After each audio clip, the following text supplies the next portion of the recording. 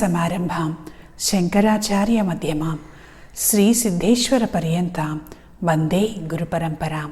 పరమపూజ్యులు పరమహంస పరివ్రాజకాచార్యులు కృత్తాళ్ల శ్రీ సిద్ధేశ్వరి పీఠాధిపతులు శ్రీశక్తిపీఠ వ్యవస్థాపక పరమాచార్యులు నడిచే దైవం జగద్గురువులు శ్రీ శ్రీ శ్రీ సిద్ధేశ్వరానంద భారతీ మహాస్వామి వారి పాదపద్మములకు ప్రణమిలుతూ ఆరక్తజిహ్వాం వికటోగ్రదంష్ట్రాం శూన్యాంబరాం సుందరభీషణాం గీం కరత్రిశూలాం గళముండమాలాం కాళీం కరాళీం సతతం భజామి. శ్రీశక్తిపీఠ మూలదేవత అనంత శక్తి స్వరూపిణి మహాకాలస్వరూపిణి అయినటువంటి శ్రీ మరకత శక్తికాళీదేవి పాదపద్మములకు ప్రణమిలుతూ పంచ ప్రణవములలో శ్రీం మనకి కనిపిస్తున్నది. ఓం ఐం హ్రీం శ్రీం క్లీం. అందులో ఈ ఐదిటిలో కూడా నాలుగవగా బీజాక్షరంగా ప్రణవాక్షరంగా శ్రీం అనేటువంటిది కనిపిస్తున్నది. శ్రీం అనంగానే శ్రీ అనంగానే అందరికి గుర్తొచ్చేటువంటిది లక్ష్మీదేవి. శ్రీ అంటే లక్ష్మీదేవి. అవును, శ్రీం అంటే లక్ష్మీ బీజం, శ్రీయం ఇచ్చేటువంటి బీజం.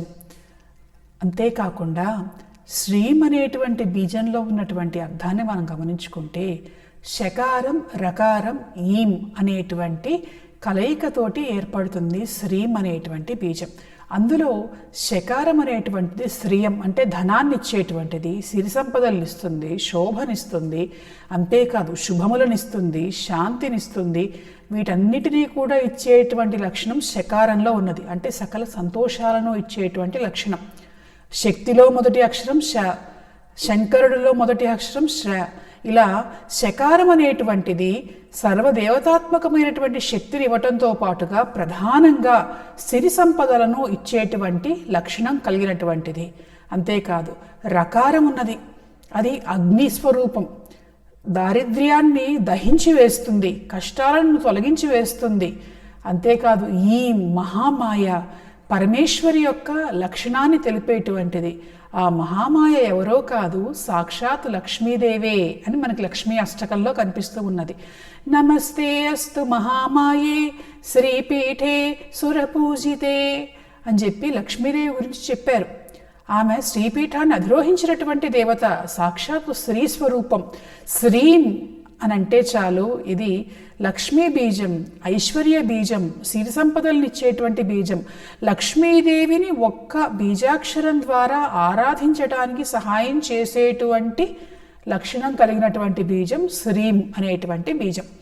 శ్రీం అనేటువంటి బీజం మనకి అనేక మంత్రాలలో కూడా మనకు కనిపిస్తూ ఉంటుంది. అయితే లక్ష్మీదేవి గురించి చెప్తూ, లక్ష్మీదేవి అనుగ్రహం కావాలంటే శ్రీంకారం ఖచ్చితంగా ఉండి తీరాలా అనంటే, కొన్ని మంత్రాలు కనుక గమనిస్తే లక్ష్మీదేవికి సంబంధించినటువంటి మంత్రాలు, సిరి సంపదలకు ఇచ్చినటువంటి మంత్రాలు కనుక చూస్తే అందులో శ్రీం బీజం మనకు కనిపించదు. ఉదాహరణకి మనం గనక చండీ నవాక్షరి మంత్రం గనక చూసుకుంటే, మహాకాళి, మహాలక్ష్మి, మహాసరస్వతి స్వరూపిణి అయినటువంటి దేవతగా ఆ ముగ్గురు దేవతలకు సంబంధించినటువంటి బీజాక్షరాలు అందులో ఉంటాయి. కానీ అందులో శ్రీం అనేటువంటి బీజాక్షరం ఉండదు. అక్కడ హ్రీంకార స్వరూపిణిగా చెప్పారు మహాలక్ష్మిని, ఐంకార స్వరూపిణిగా మహాసరస్వతిని చెప్తూ, హ్రీంకార స్వరూపిణిగా మహాలక్ష్మిని చెప్పి, క్లీంకార స్వరూపిణిగా మహాకాళి గురించి చెప్పారు. అంటే హ్రీంకార స్వరూపిణిగా కూడా లక్ష్మీదేవిని ఆరాధించవచ్చు అని మనకి చండీ సప్తశతిలో మనం గమనించవచ్చు. అలాగే దశమహావిద్యలలో ఒక దేవత ఉన్నది, కమలాత్మిక. కమల లక్ష్మీదేవి, ఆమెను ఆత్మగా కలిగినటువంటి దేవి. ఈమె కూడా సిరి సంపదలు ఇచ్చేటువంటి దేవతగా చెప్తారు.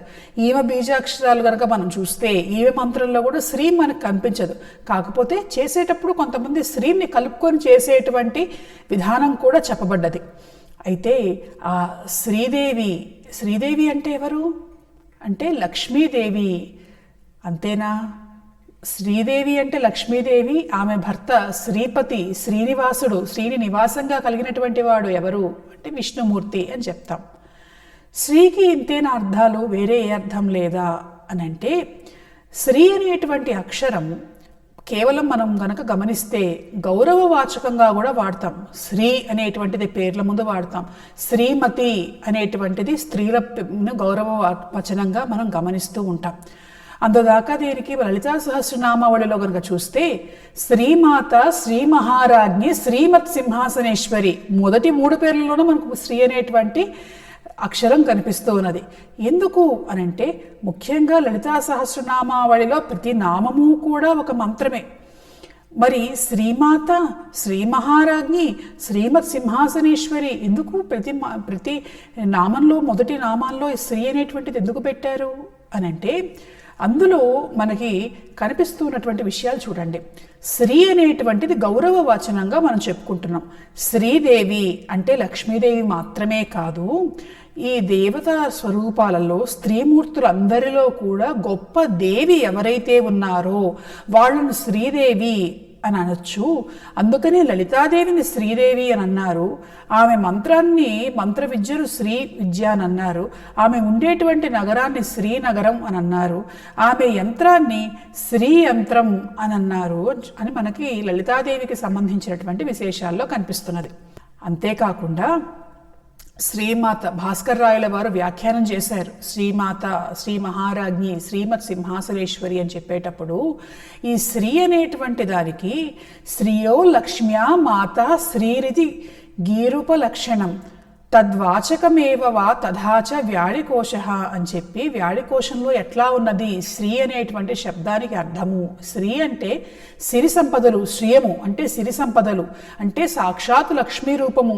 అంతేకాదు శ్రీ అనేటువంటి దానికి తల్లి అనేటువంటి అర్థం తీసుకోవచ్చు. కొన్ని చోట్ల సరస్వతి అనేటువంటి అర్థం కూడా చెప్పటం జరిగింది. అయితే ప్రధానంగా లక్ష్మీదేవికి మాత్రమే కనిపిస్తూ ఉన్నది శ్రీ అనేటువంటి అక్షరం. అంతేకాకుండా ఇక్కడ శ్రీమాత అనంటే లక్ష్మీదేవికి ఆమె తల్లి, సరస్వతీదేవికి ఆమె తల్లి, త్రిమార్తలకు ఆమె తల్లి. తల్లులందరిలో కూడాను గొప్ప తల్లి ఎవరు అనంటే శ్రీమాత అని అమ్మవారి గురించి చెప్పారు. అంతేకాకుండా శ్రీ అనేటువంటి అక్షరానికి వేదత్రయం ఏదైతే ఉన్నదో ఆ వేద స్వరూపంగా శ్రీ అనేటువంటి అక్షరానికి అర్థం చెప్పారు. అంతేకాదు ఇక్కడ లలితాదేవికి సంబంధించినటువంటి మంత్రములలో శ్రీం అనేటువంటి బీజానికి చాలా అద్భుతమైనటువంటి స్థానం ఉన్నది. మామూలుగా అందరూ కూడా శ్రీం బీజం అంటే లక్ష్మీ బీజం వరకు మాత్రమే అని తెలుసు. అది కాకుండా ఇక్కడ చూడండి శ్రీ విద్యలో చెప్తున్నారు, అత్ర శ్రీ విద్యాయాం నిగూఢాస్యాక్షరత్రయస్యోద్ధారః తత్రైవం తావత్ షోడశీకళేత్యుచ్యతే. శ్రీ విద్యా మంత్రం ఉన్నది, అందులో నిగూఢమైనటువంటి రహస్యమైనటువంటి అక్షరం ఏమిటి అంటే శ్రీం అని అన్నారు. ఎందుకని అనంటే అమ్మవారికి సంబంధించినటువంటి మంత్ర విద్యలలో పంచదశాక్షరి ఉంది. పంచదశి మంత్రం సాక్షాత్తు అమ్మవారి శరీరంగా చెప్పేటువంటి మంత్రం, 15 అక్షరాల మంత్రం. దానికి శ్రీం అనేటువంటి బీజాన్ని కలిపితే షోడశి మహామంత్రం అవుతుంది.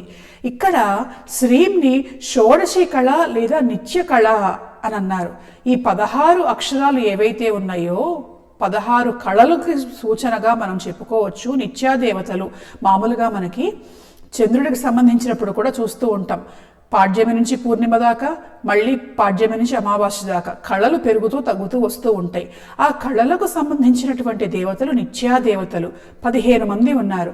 ఆ 15 అక్షరాలే పంచదశాక్షరి మంత్రంలో ఉన్నటువంటి 15 వాళ్లకు శ్రీం అంటే సాక్షాత్ పరమేశ్వరి అయినటువంటి లలితాదేవి.